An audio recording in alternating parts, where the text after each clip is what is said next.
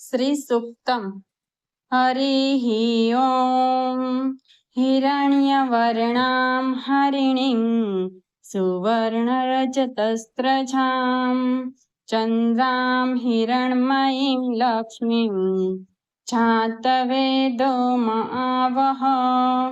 ताम आवह जातवेदो लक्ष्मीमनपगामिनीम् यस्यां हिरण्यं विन्देयं गामश्वं पुरुषानहम् अश्वपूर्वां रथमध्यां हस्तिनादप्रबोधिनीं श्रियं देवीमुपह्वये श्रीमां देवी चुषताम् त्वां शोष्मितां हिरण्यप्राकाराम् आर्द्रां ज्वलन्तीं तृप्तां तर्पयन्तीं पद्मे स्थितां पद्मवर्णां तामिहोपह्वये श्रियम् चन्द्रां प्रभासां यशसा ज्वलन्ती श्रियं लोके देवचुष्टामुदाराम् तां पद्मिनीं शरणं प्रपद्ये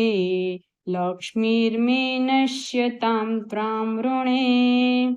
आदित्यवर्णे तपसोऽधिजातो वनस्पतिस्तव वृक्षोऽथ बिल्वः तस्य फलानि तपसानुदन्तु मायान्तरायाश्च बाह्या अलक्ष्मीः उपेतु मां देवशखः कीर्तिश्च मणिनाशः प्रादुर्भूतोऽसु राष्ट्रेऽस्मिन् कीर्तिवृद्धिं ददातु मे क्षुत्पिपासामलां ज्येष्ठाम् अलक्ष्मीं नाशयाम्यहम् अभूतिमसमृद्धिं च सर्वां निर्णोद मे गृहात् गन्धद्वारां दुराधर्षां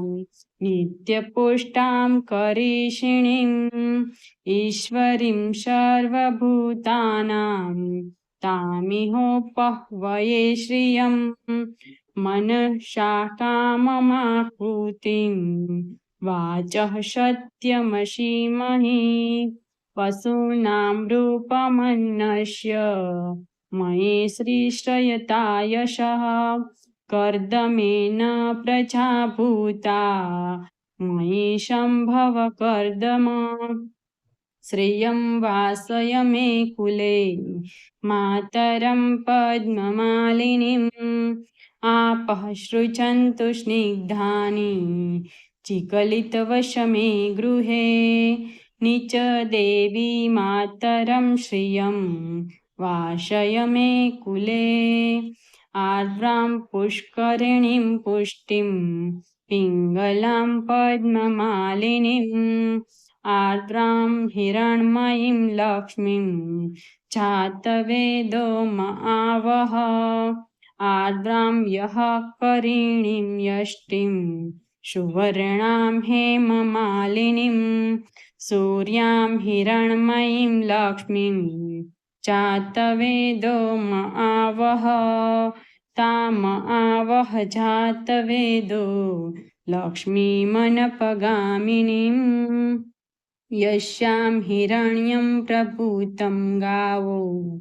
दास्योऽस्वान् विन्देयं पुरुषानहम् यः शुचिप्रयतो भूत्वा जुहुयादाभ्यजमन्व्यहम् श्रियं पञ्चदशचर्चां श्रीकामः सततं जपेत् पद्मानने पद्म ऊरुं पद्माक्षी पद्मशम्भवे तन्मे भजसि पद्माक्षी येन सौख्यं लभाम्यहम् अश्वदाये गोदाये धनदाये महाधने धनं मे लभतां देवी सर्वकामान् सदेहि मे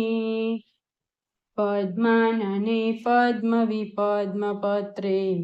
पद्मप्रिये पद्मदलायताक्षी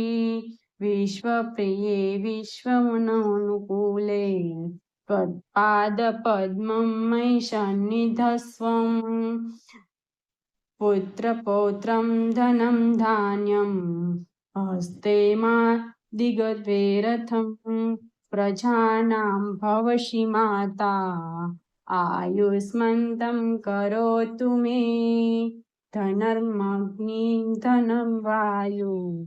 धनं सूर्यो धनं वसु धनम् इन्द्रो बृहस्पतिर्वरुणं धनमस्तु मे वेनतेयं सोमं पिब सोमं पिबतु वृत्रः सोमं धनस्य सोमिनो